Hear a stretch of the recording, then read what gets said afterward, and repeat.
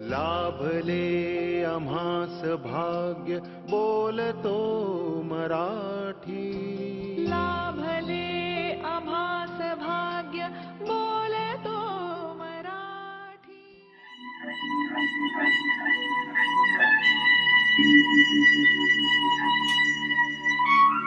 ही साध अखिल विश्वास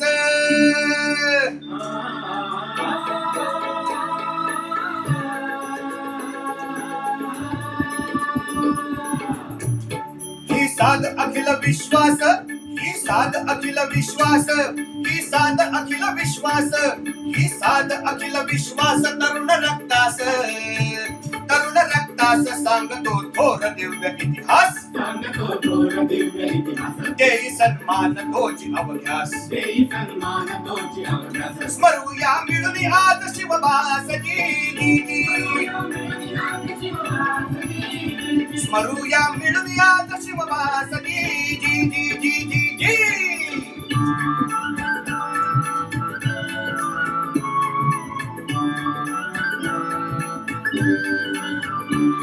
जिजाऊन संस्कारातून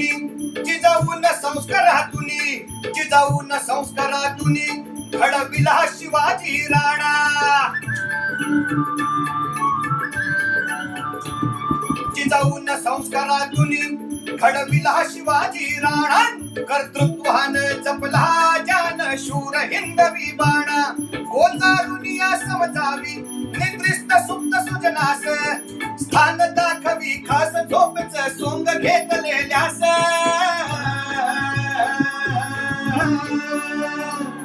ही वाट कठीण शिवबाची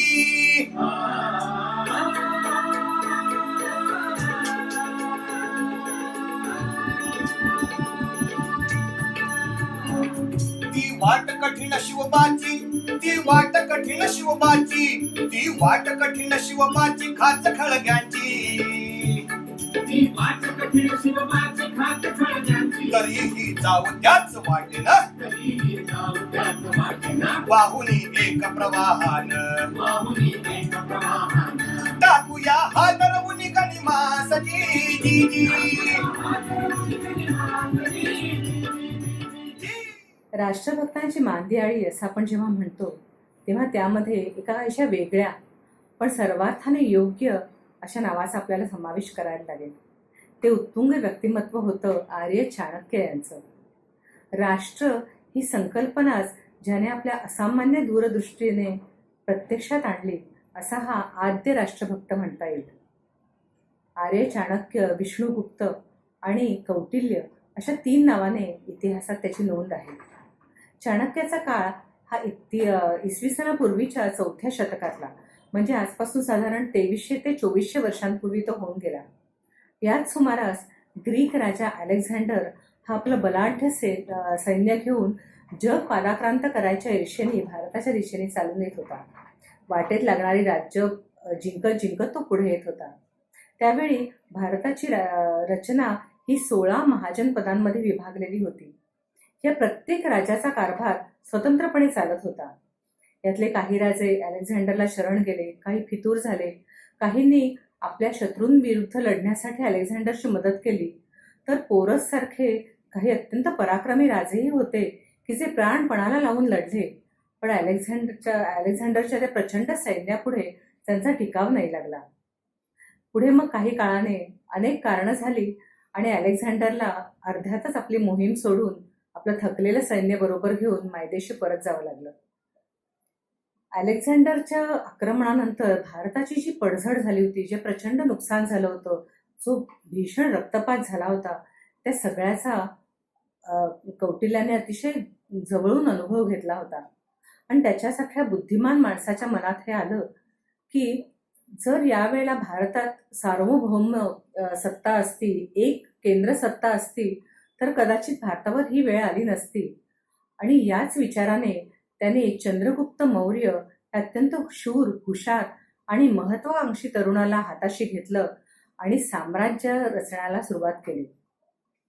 त्यावेळेला तक्षशिलेमध्ये चाणक्य हे अध्यापन करत होते आणि त्यांनी काळाची गरज ओळखली आणि चंद्रगुप्ताला सम्राट पदासाठी सर्वतोपरी घडवण्याचा चंग बांधला. त्याने चंद्रगुप्ताला सर्वात महत्वाचा मंत्र दिला, तो म्हणजे प्रजा सुखे सुखम राज्ञः प्रजानामच्या हिते हितम. म्हणजे प्रजेच्या सुखातच राजाचं सुख सामावलेलं आहे आणि प्रजेच्या हितातच राजाचं हित आहे, हे तू ओळख. मौर्य साम्राज्य आकाराला आणतानाच त्याने कौटिल्य अर्थशास्त्र या ग्रंथाची निर्मिती केली. या ग्रंथाचे संदर्भ आपल्याला विष्णू शर्माच्या पंचतंत्रात किंवा आचार्य दंडी यांच्या दशकुमार चरितममध्ये देखील सापडतात. विशाखा दत्ताने तर मुद्रा राक्षस हे संपूर्ण नाटक आर्य चाणक्य आणि सम्राट चंद्रगुप्त ह्या पात्रांना मध्यवर्ती ठेवूनच रचलेलं आहे. आजकाल अर्थशास्त्र हा शब्द आपण इकॉनॉमिक्स या अर्थाने वापरतो, पण इथे तो अर्थ अभिप्रेत नाहीये. इथे अर्थशास्त्र म्हणजे राजनीतीशास्त्र. अर्थ म्हणजे संपत्ती हा त्याचा एक केवळ छोटासा भाग आहे. 1909 साली म्हैसूरच्या आर श्यामाशास्त्री यांनी या हस्तलिखिताच्या स्वरूपाचे अर्थशास्त्र होतं त्याचं संकलन करून संपादन करून ते छापील स्वरूपात प्रसिद्ध केलं. श्यामाशास्त्री यांनीच याचा इंग्रजीमध्ये पहिला अनुवाद देखील केला. तोपर्यंत भारतीय लोक हे केवळ अध्यात्मवादी, धार्मिक किंवा पारलौकिक गोष्टी विचारांनाच प्राधान्य देणारे आहेत किंवा ऐहिक भौतिक विषयांचा ते विचारच करत नाहीत, उपेक्षाच करतात, अशी एक जगभरात समजूत होती. त्याला श्यामाशास्त्रींनी छेद दिला. 15 अधिकरण, 180 प्रकरण, 150 अध्याय आणि 6000 श्लोक इतका मोठा विस्तृत विस्तार ह्या ग्रंथाचा आहे. यातल्या विषयांची नुसती नावं सांगितली तरी तुम्हाला साधारण आवाका लक्षात येईल. मंत्र्यांची निवड, गुप्तहेरांची नेमणूक, प्रशिक्षण, राजाची कर्तव्य, त्याची दिनचर्या, प्रधानांचे अधिकार, राज्यकोष, दंडनीती, दुर्ग बांधणी, सार्वजनिक सुविधा, कृषी उद्योग, व्यापार, परराष्ट्र संबंध अशा राजकारणाशी संबंधित सर्व विषयांचं इथे सखोल विवेचन केलेलं आढळतं. शतकानुशतकं भारतात या ग्रंथाचं अध्ययन केलं जात आहे. पेशवाईमध्ये देखील एक नोंद आपल्याला आढळते, जिथे एका पत्रामध्ये बाळाजी विश्वनाथ रघुनाथरावांच्या अभ्यासाची चौकशी करत असताना त्याला सूचना देतात की विदुर नीती आणि चाणक्याच्या ग्रंथांचं तुम्ही चिंतन केलं पाहिजे. आताच्या काळातही या ग्रंथातल्या नोंदी अतिशय उपयुक्त ठरू शकतील. अगदी उदाहरणच द्यायचं झालं तर शेतकऱ्यांना जे अनुदान दिलं जातं त्याचंच देता येईल. चाणक्य सांगतो की गरज असेल तेव्हा आणि तितकंच अनुदान शेतकऱ्यांना द्या आणि जेव्हा पीक चांगलं येईल त्यावेळेला ते अनुदान वसूलही करा, नाहीतर राज्याचा खजिना रिकामा होईल. त्याचं म्हणणं असं होतं की पित्याप्रमाणे प्रेमाने प्रजेचा सांभाळ करावा, पण प्रसंगी राजाने कठोर व्हायलाही शिकलं पाहिजे. गुप्तहेर आणि हेरगिरी हा तर या ग्रंथाचा प्रमुख हिस्सा म्हणायला लागेल. गुप्तहेरांचे प्रकार कुठले, आपली संपूर्ण ओळख बदलून वेषांतर करून परक्या देशात जाऊन तिकडे दीर्घकाळ वास्तव्य करून गुप्त बातम्या कशा मिळवायच्या याचं विस्तृत वर्णन अर्थशास्त्रात आपल्याला सापडतं. आपले संरक्षण खात्याचे प्रमुख सल्लागार आणि इंटेलिजन्स ब्युरोचे भूतपूर्व प्रमुख अजित डोवाल हे जेव्हा पाकिस्तानमध्ये जाऊन राहिले होते, रिक्षा चालकाच्या वेशात दीर्घकाळ तिथे राहून त्यांनी जी प्रचंड जोखीम अंगावर घेतली आणि ज्या बातम्या मिळवल्या, हे जेव्हा आपण पाहतो तेव्हा कौटिल्य अर्थशास्त्र हे आजच्या काळातही किती सुसंगत आहे याची आपल्याला नक्कीच खात्री पडते. थोडक्यात सांगायचं झालं तर जगातल्या कुठल्याही देशात कुठल्याही काळात राज्याची जबाबदारी घेणाऱ्याने उत्तम कारभार कसा करावा, राज्याची भरभराट कशी करावी, वेगवेगळ्या संकटातून मार्ग कसा काढावा, आपलं आणि प्रजेचं संरक्षण कसं करावं याच्यावरचा उपाय सांगणारा हा शास्त्र ग्रंथ आहे. आर्य चाणक्य हा चंद्रगुप्ताचा जवळचा मित्र होता. तसंच त्याच्या दरबारात प्रधानमंत्री आणि पुरोहित अशा दुहेरी जबाबदाऱ्या त्याने सांभाळल्या होत्या. त्याचप्रमाणे चंद्रगुप्ताचा मुलगा बिंदुसार यालाही काही काळ चाणक्याचं मार्गदर्शन लाभलं. विशेष म्हणजे इतक्या मोठ्या पदावर असूनही निस्वार्थी बुद्धीचा हा विद्वान हा आपल्या सर्व इच्छांचा त्याग करून केवळ एका साध्या झोपडीत राहत असे, अशी नोंद विशाखा दत्ताच्या मुद्रा राक्षसमध्ये आढळते. चाणक्याच्या हयातीमध्ये आपल्या भारताचा विस्तार हा अफगाणिस्तान पासून म्हणजे बलुचिस्तान पासून ते पूर्वेला बंगालच्या उपसागरापर्यंत आणि हिमालयापासून दक्षिणेला कृष्णा नदीपर्यंत विस्तारलेला होता. अखंड राज्याचं स्वप्न पाहून ते पूर्णत्वाला नेणाऱ्या या आद्य राष्ट्रभक्ताला माझं मनपूर्वक वंदन. धन्यवाद. ऑगस्ट महिना आला की स्वातंत्र्य दिनाची नांदी सुरू होते. 15 ऑगस्ट 1947 हा दिवस आपल्या देशाच्या इतिहासातला एक महत्वाचा दिवस. त्या दिवशी आपण इंग्रजांच्या गुलामीतून मुक्त झालो. पण मित्रांनो, त्याचा अर्थ हा देश 1947 साली अस्तित्वात आला असा मात्र नाही. हा देश, ही संस्कृती, इथली जीवन पद्धती हजारो वर्षांपासून अस्तित्वात आहे. कमीत कमी 5000 वर्ष जुन्या अशा या प्रगत आणि संपन्न संस्कृतीचे आपण प्रतिनिधी आहोत. हा वारसा टिकवून ठेवण्यासाठी मात्र गेली 1000 वर्षे प्रचंड संघर्ष चाललेला आहे. आणि या संघर्ष गाथेतले एक सोनेरी पान म्हणजे विजयनगर साम्राज्य. आज मी तुम्हाला विजयनगरच्या कृष्णदेवरायांबद्दल थोडी माहिती देणार आहे.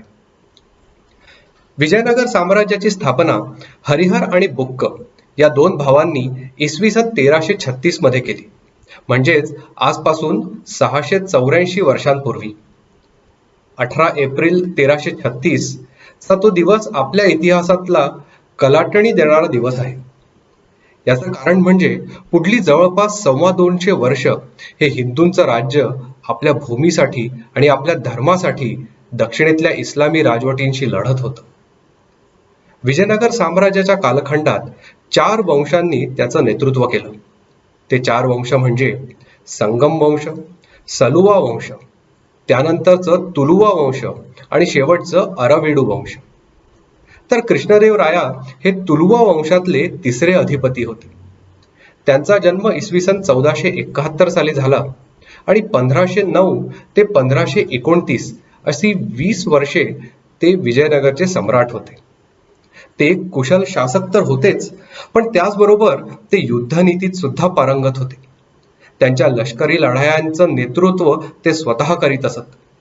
त्यांच्या कारकिर्दीत दक्षिण भारतातल्या 5 इस्लामी राजवटींना म्हणजेच अहमदनगरची निजामशाही, बेरारची इमादशाही, बिदरची बरीदशाही, विजापूरची आदिलशाही आणि गोवळकोंड्याची कुतुबशाही या 5ही राजवटींना चांगलीच जरब बसली होती. या राजवटींपासून विजयनगर सीमेवरच्या गावांना होणारा त्रास, लुटालूट, कत्तल कायमची थांबली. म्हणूनच कवी नंदी तिमन्ना यांनी कृष्णदेवरायांना तुर्कांचा विनाशक असं म्हटलं आहे. हे नंदी तिमन्ना, ज्यांना मुक्कू तिमन्ना सुद्धा म्हणतात, ते कृष्णदेवरायांच्या दरबारातील अष्टदिग्गजांपैकी एक होते. या अष्टदिग्गजांमध्ये सुप्रसिद्ध तेनाली रामन किंवा तेनाली रामकृष्णा यांचा सुद्धा समावेश होतो. इसवी सन 1520 साली डोमिंगो पेस नावाचा एक पोर्तुगीज प्रवासी विजयनगरला आला होता. त्याने लिहिलेल्या पत्रातून आपल्याला कृष्णदेवरायांबद्दल असं कळतं, he was the real ruler. He was physically strong in his best days and kept his strength up to the highest pitch by hard bodily exercise. He rose early and developed all his muscles by the use of Indian clubs and the use of the sword. He was a fine rider and was blessed with a noble presence which favorably impressed all who came in contact with him. He commanded his immense armies in person, was able, brave and statesmanlike, and was a man of much gentleness and generosity of character. He was beloved by all and respected by all.